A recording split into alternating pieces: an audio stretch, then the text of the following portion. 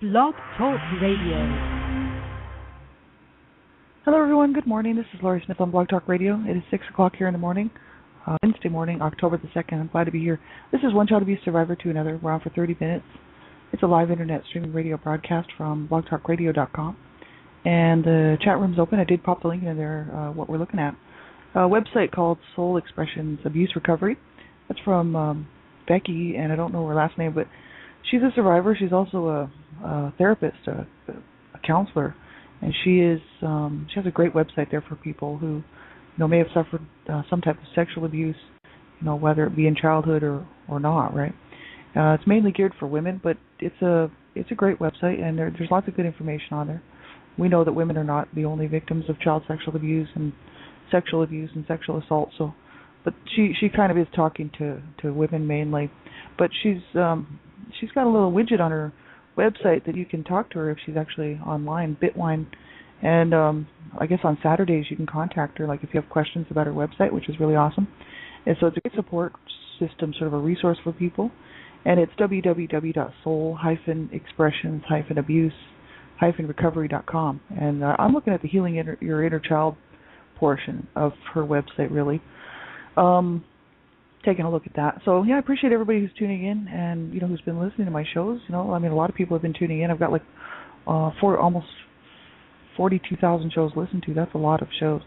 And I've done over 800 shows, so probably about 850 shows. So I appreciate everybody who's taking the time to tune in and listen. And, that's a big chunk of your day, for 2 years. So I appreciate it because I know, some of you listen quite often, quite regularly. And then other people, I don't know who you are, but I appreciate everybody who's taken the time to tune in to hear what I have to say about child abuse and child abuse prevention and my own, healing journey. So, I'm not a counselor or a therapist. I say this on every show. I just want everybody to know. People may be tuning in for the first time. You just never know.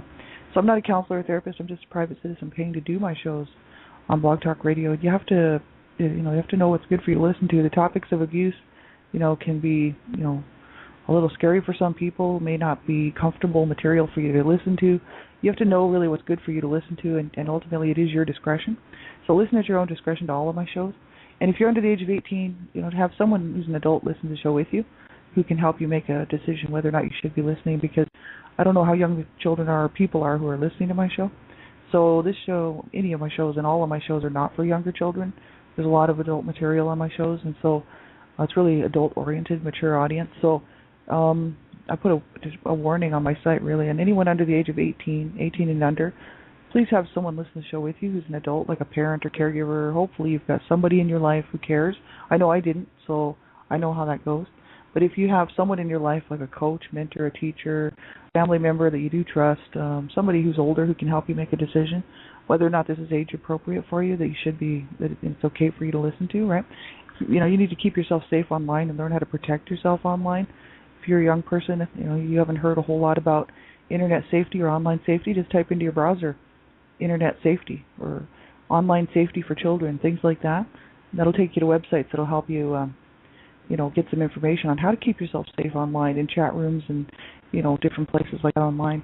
So thanks everybody for being here. I really appreciate it. I'm just going to sort of pick up where we left off yesterday on Healing Your Inner Child from Becky on her website, Soul Expressions Abuse Recovery, and she was just talking about the fact that when she heard about it, the inner child, especially from John Bradshaw's books and stuff, she really just thought it was a little strange, to her. So she said basically, when I first heard John Bradshaw talking about healing your inner child, I thought he was basically nuts. It was a little too new agey for me. Then I started to really consider what he's implying, and it started to make sense. So she says, she talks about how she sees the inner child sort of thing. And she says, when you were sexually abused as a child, you usually don't tell anyone out of fear. And many of us grew up in dysfunctional homes with dysfunctional parents. So maybe we were victims of incest. If that was true, we were definitely probably too afraid to tell the non-offending parent out of fear that they might blame us for the abuse, right? That happens to so many children, right?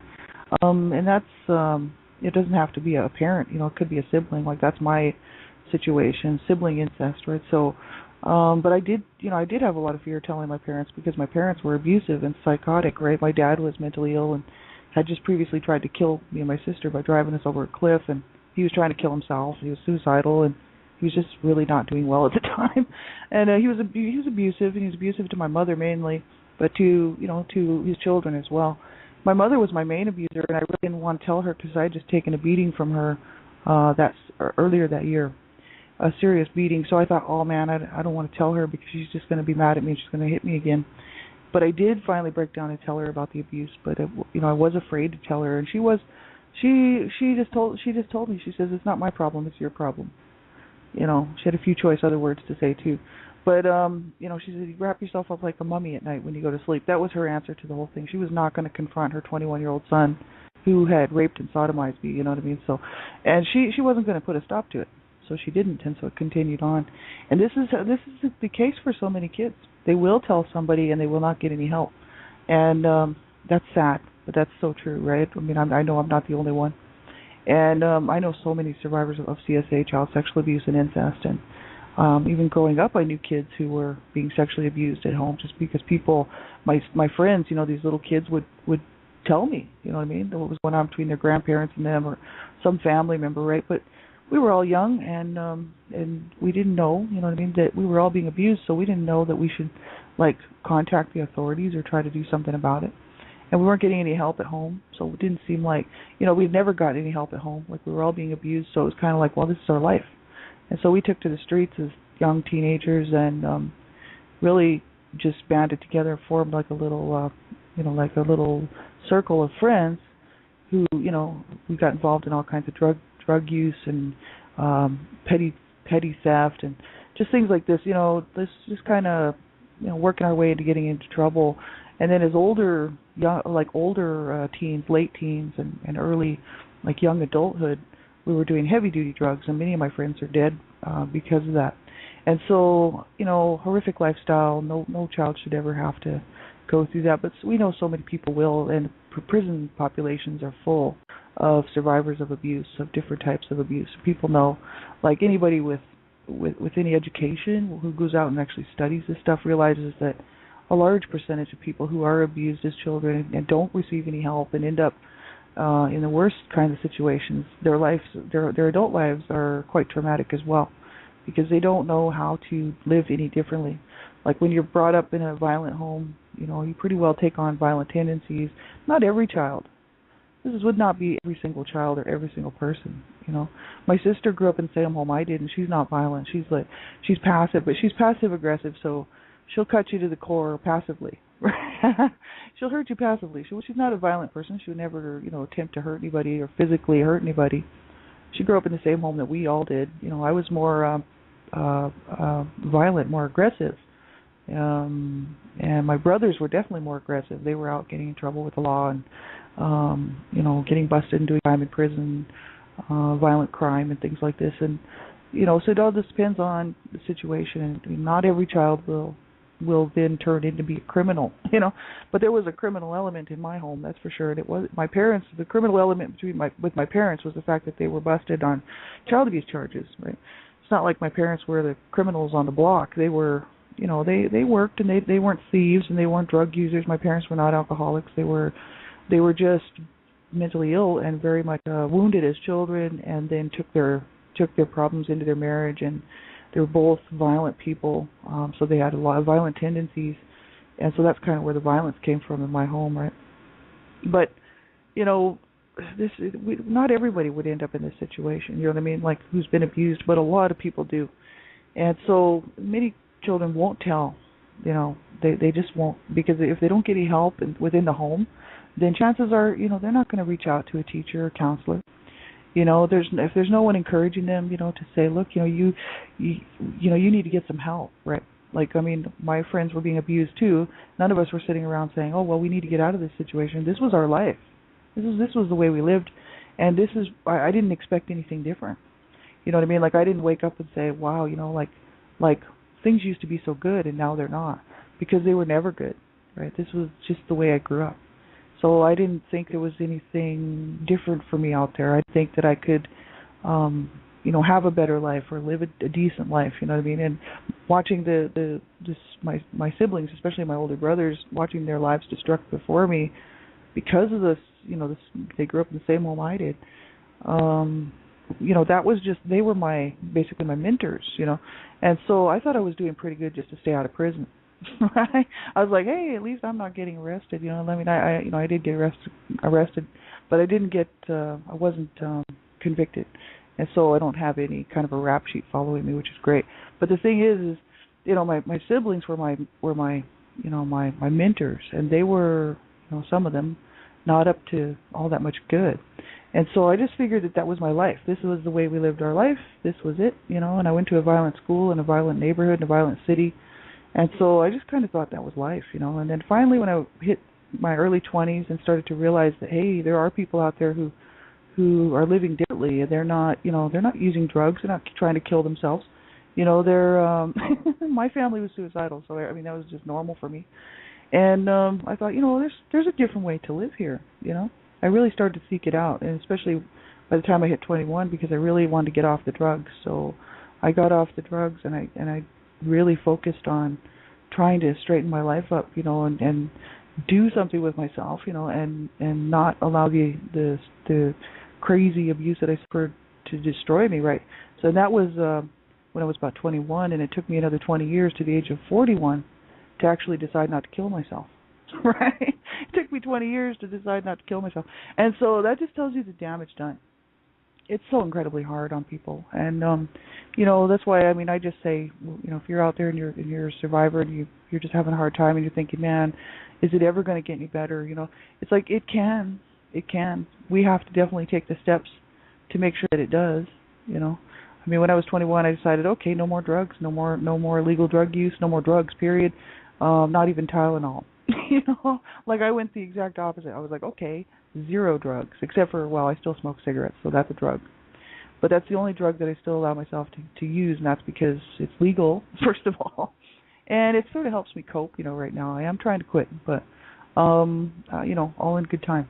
But the thing is it's doable. It's possible to have a better life, but we have to make the right choices for ourselves. That's a guarantee. If I keep making the same bad, poor choices, I'm going to end up with the same results.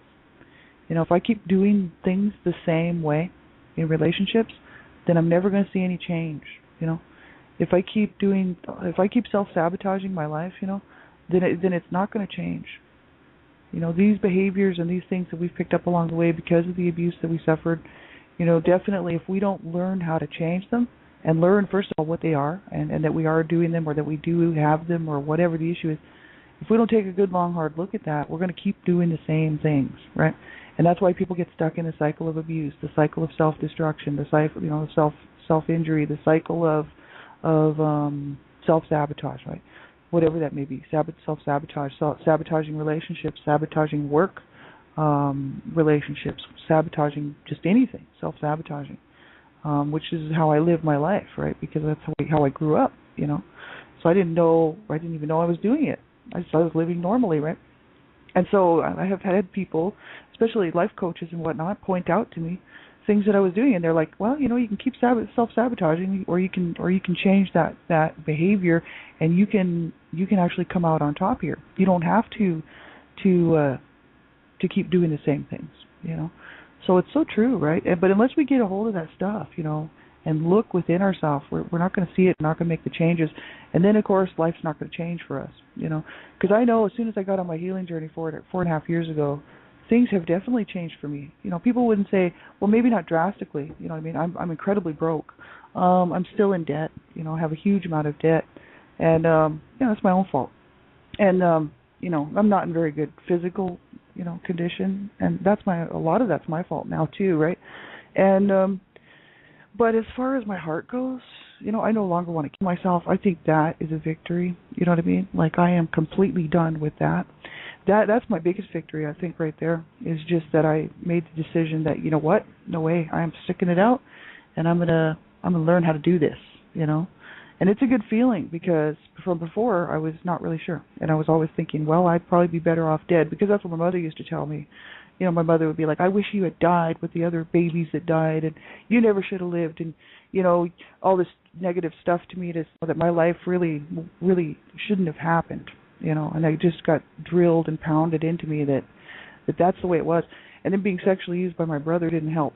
You know what I mean? I was really, talk about just adding trauma to trauma to trauma, And so as an adult, I still sometimes have the feeling that, wow, what a pathetic, situation this is. Well, maybe I am just a loser. Maybe I am just good for nothing, good for abuse and stuff like this. And I used to think like that quite often. And now I've kind of learned how to negate those voices and say, you know what? No, that's that inner voice always talking to me. That inner voice coming from, the destructive words that were told to me by my mother mainly, and just living in that environment, that abusive environment. So I've learned how to negate those and say, you know what? No, that's not true. That's not true at all.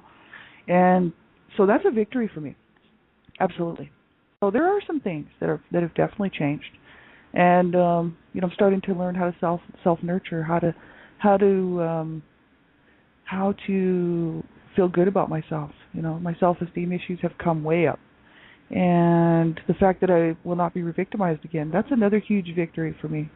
Just from doing this work and doing the inner child work and really looking in, I'm not going to allow myself to be re-victimized ever again. And that is a victory, absolutely, because I will not ever allow anybody to abuse me ever again. And because I know I didn't deserve it in the first place, and I don't deserve it now. And I need to treat people with respect and dignity, and I also ask that in return. And so it's, a lot of my behaviors from my youth and from childhood and from my youth, I've definitely changed over the years, And so that's why, if we keep doing the same things, we're going to have the same results, right? If I keep picking up that cigarette and smoking it, then I'm just going to continue to be a smoker. And, that's the issue. Like, if we don't make the changes, it doesn't change. But it's totally doable, and I can see examples in front of me, awesome survivors who have been through I would think so much worse than myself. And, they're still doing it. And they're like, you know what, you can do it too. They're like, really good mentors for me. And I keep my eyes on them. Absolutely I do, because I know what they went through, you know what I mean? And I know that how hard it is, obviously. So, I just let them pull me along too, you know what I mean? And that's what I'm hoping that you will do, is find some good people in your life, who can help you kind of get through this, right? It's so important. But yeah, like she was saying, she says, many times children won't tell out of fear, and that's obvious. I mean, even it doesn't have to be sexual abuse or child sexual abuse. It could be any type of abuse. Many times children just won't tell anybody because they're afraid to tell someone because maybe they've been threatened. Their life might have been threatened, or, that was my case. My brother actually threatened me that if I told my brother what he was doing to me after he raped me and sodomized me, he said he would sodomize me again every night. And so, of course, I didn't tell. I was like, oh, my God. You know what I mean? Like, I couldn't hardly live through the first time. So I thought, oh, Jesus, I can't go through that again. Okay, I'm not saying nothing. You know what I mean? In my mind, that's fear and panic set in because, that was such a horrific assault. And the thing is, I seriously believed that he would do that. You know what I mean? I took the threat very seriously. And so I would say that after the third assault, I told my mother because I was starting to develop an infection that was getting really bad. And so I was in pain and I was having a lot of problems just because of the rape and the sodomy. And I told my mother because I thought, well, I'm going to tell anyway, And that's the response I got from my mother, was that it was my problem, not hers. Like, she was like, that's your problem, not mine. You deal with it. I'm like, well, what am I supposed to do? And she's like, well, wrap yourself up like a mummy at night when you go to bed. See, my mother was abused sexually too, so she just let it happen. She knew it was happening. She just let it happen. I don't know how you could face yourself the next day, but I don't even know how my brother could face himself the next day, except for I don't think he could because he killed himself at the age of 33. But the thing is, I don't think he had any remorse for what he did to me. He talked to me on the phone when I was 13. I was talking about this yesterday. Because he was killing himself, and he split his wrist and he was in the bathtub just bleeding to death, right, in his own apartment in Canada. And he had called my mom to tell her that he was killing himself, right? He used to do this quite often.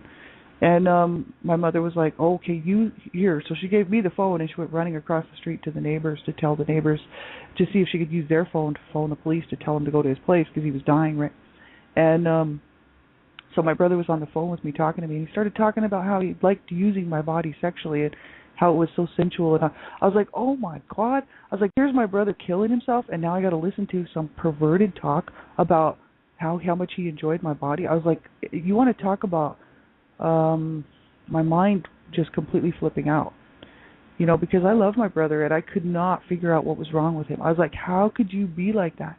You know what I mean? And then I thought, you know what, you bugger. And I didn't care if he killed himself. And then that was when I was 13. So he was 13 years older than me, so he was 26 at that time. And then when he was 33, he finally did kill himself. And, you know, I came home from work and my mother was like, your brother Rob killed himself. And I was like, well, so? You know what I mean? Like my whole feelings about him had completely changed. He was no longer my brother. He was my rapist, you know, and he was the one that sexually assaulted me and as a child. And I really was like, well, you know, so what? You know what I mean? Good for him. Well, at least hopefully he won't get a hold of any other children and do the same thing to them. You know what I mean? Like, I couldn't believe that. And in order for me to survive in that home, like, I had to bury that stuff. Like, I could not even think about, even as an 18, 19-year-old, you know, going for help and saying, look, my older brother raped me, or, you know, my older brother sexually used me. You know what I mean? Because I was so beaten down by that time. You know, actually, I was beaten down from the day I was born, right? That there was no hope for me. You know, I know what it's like for these people out here. You know, I know what it's like for people out here. People say, why didn't you get some help? Why didn't they get some help? Why didn't they do this? Why didn't they do that? Well, you know what? Spend your entire lifetime in an abusive, violent, dysfunctional, insane environment, and that will tell you why. You know, that's a clear picture of what abuse does to people. And that's why I write about it. That's why I talk about it. That's why, you know, I'm out here to make a whole lot of noise about it, because there's a whole portion, a whole section of victims of abuse who aren't just being abused one or two times and then, okay, you know, everything was fine before, and then and then all of a sudden the abuse starts and they have something to go on. And they can say, hey, things were great before, now I'm being abused, I think I need to make a phone call, you know. Well, there's only a portion of people in that situation. There's a whole section of victims of abuse who live their whole lives in it. And that's why I'm presenting my stuff to the public, because I want people to know what that mentality is. You know what I mean? Like why people do, you know, who grew up abused, then, you know, perpetuate the cycle of abuse to their children, and even when they're busted on child abuse charges and have the opportunity to get help, because my parents actually, they didn't have to do any time. They were told, you know, hey, you guys got to go for counseling. You have to, you know, complete so much counseling with the family, so much parental counseling, marital counseling. You guys need to learn how to not hurt your children, you know. And they didn't get any help. They went to 2 counseling sessions, and that was it, because they were so used to living this violent, you know, lifestyle. They were born into it, and this is what they lived their whole lives. And they thought, no, this is what we want. We want to bash our children in the head. We want to try to kill each other at night. Like, you know what I mean? Like, they didn't want to change. They didn't want to change so that they could help their children. They didn't care about their children. My mother said, I wish you all had died. She hated us all. You know? So that's isn't that great? Well, thanks, Mom. You know what I mean? Like, lovely. Like, see, my picture of mothers are not sweet and kind and gentle and friendly. You know, my mother was the exact opposite, you know. But she was really good to other people, like, and she was very good to other people's children. She would never hurt another child like they didn't belong to her. My mother loved other people's children. It's just that these children came from my dad. And she hated my dad with a passion. So she couldn't love us because we were from him and she hated him. And so she hated her whole entire existence of him. And she could not even pretend that it was okay, you know. Like, it was all bad to her. And so she, you know, she was the main, you know, reason why I ended up so screwed up, was because she was the one who had so much contact with me and actually warped me from day one. And so, you know, absolutely horrific. This is why so many people will not get help, because they grow up in it. It's very psychologically damaging. You know, I knew kids who were being abused. Would I have said, oh, you need to get some help? No, because I was being abused, you know. It wouldn't have occurred to me to get some help. It's like, no, you know, this is life. This is the way some of us live. That was the way I grew up. It's like, no, some of us have these lives. Some of us, this is just it for us. You know, this is all we get. We get raped. We get sodomized. We get beaten. You know, we get spit on and kicked around and thrown out of the house. That's what we get. You know, and that's why I speak out. That's exactly why I do what I do, because no child should ever be treated like that. Not ever. And it's got to stop, you know. And we're not reaching the people that we need to reach because they're killing their children. They're too busy abusing their children and hurting whoever's around them because they're so screwed up themselves that they're the ones not getting the message. Just like my parents. I mean, they're the ones that we need to reach, and they're the ones that we can't reach. It's a really horrific situation for these kids out here. But, inner child work, I think, is really part of the reason why I'm actually feeling so good these days. Because I actually did get a hold of, the inner child children that I found that were present there from all the points of the wounding and where the trauma occurred. And I was actually able to take them to a safe place of visualization, this safe place within myself that says, you know what, you're safe now. Somebody needed to tell me that so many years ago. You're going to be okay. It's all right, And so what I have to do as an adult then is go in and convince myself from so long ago that, you know what, we survived, we're okay. Nobody's going to hurt us ever again. Mommy can't hurt us. Dad can't hurt us. Brother can't hurt us, right? And this is what I have to convince my little inner children, because they're still living in that nightmare. They were. Now I've got them all to safety now, but they were still living in that nightmare, and that was the reoccurring flashbacks. That was the reoccurring nightmares. That was the reoccurring sense of dread and sense of horror that surrounded them all the time. And so since I've done that and I've gone in and I said, I've rescued them all, even the little 8-year-old that was raped and sodomized, I went back into that bedroom, I went back into that time. And I went back into that assault, that first assault, and I rescued her. And she was still there. That was my little self, still there, tied up, bound and gagged and still bleeding, And I was like, oh my God, I left you here for so long. I am so sorry. And things are better. He can't hurt you anymore.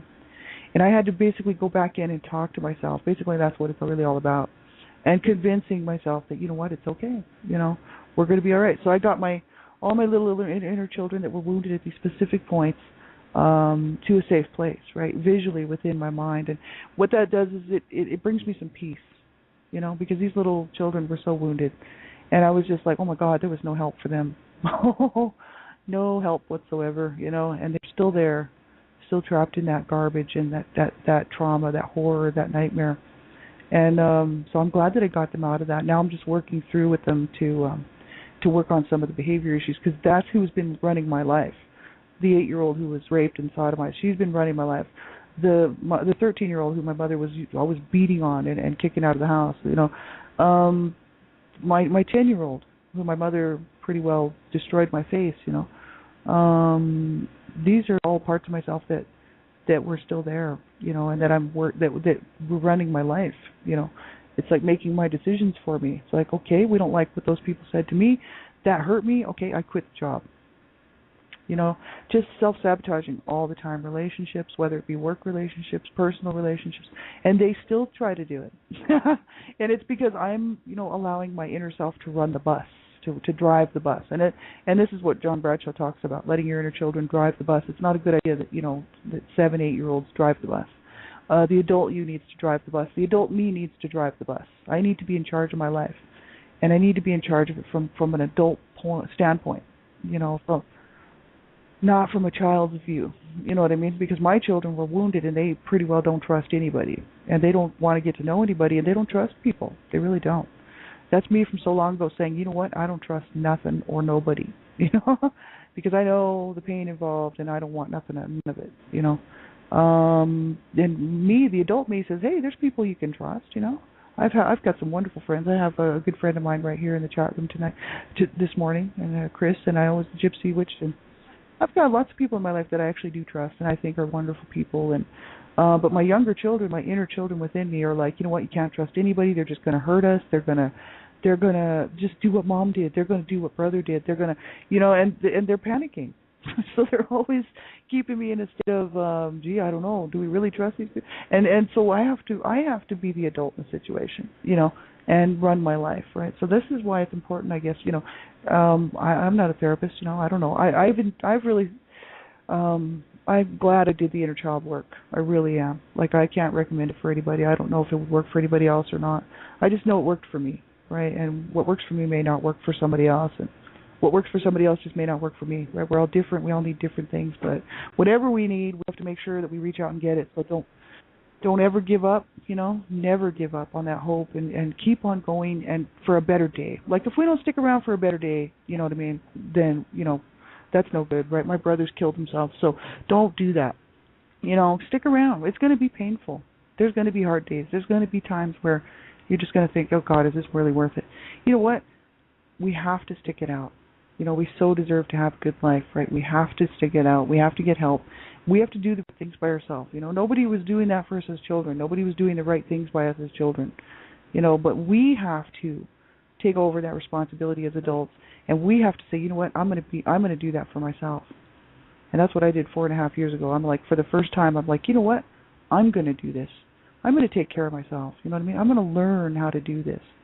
And I'm going to stick around. So I hope you will do that too. I really do. Have a great day, everybody, and we'll talk to you later. I'll be back on tonight and tomorrow morning as well. We'll pick up where we left off here. And take good care of yourselves, and we'll talk to you soon. Bye-bye.